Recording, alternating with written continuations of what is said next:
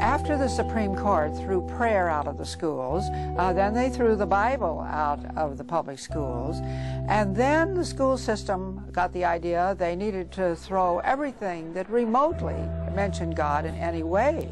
The court basically went to war against the notion that God could be mentioned, could be spoken, could be acknowledged in the education of our children.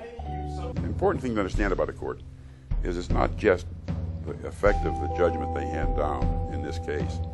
They teach a moral lesson. They keep hammering at religion, and what they're teaching the people is that religion is evil, or at least religion is dangerous, and we have to keep it out of public affairs.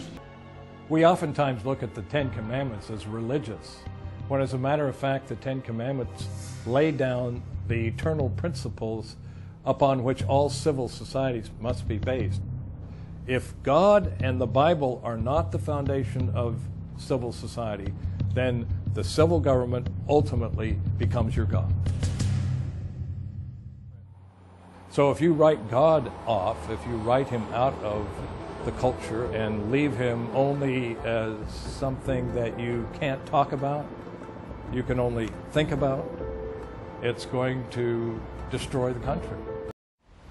50 years after the Supreme Court removed prayer from public schools, has education in our country improved? Are your children more moral? Has our nation gotten stronger, safer, and more prosperous? Of course not. Yet the courts continue to impose their failed agenda on our entire country. We certainly have a runaway judiciary. They are now making decisions that have no conceivable relationship to the Constitution. It's as if, we can define what marriage is when it's defined by God himself.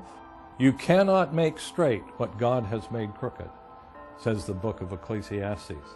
That is what America is attempting to do, is to make certain sexual behavior straight when it's crooked, and the nation will self-destruct.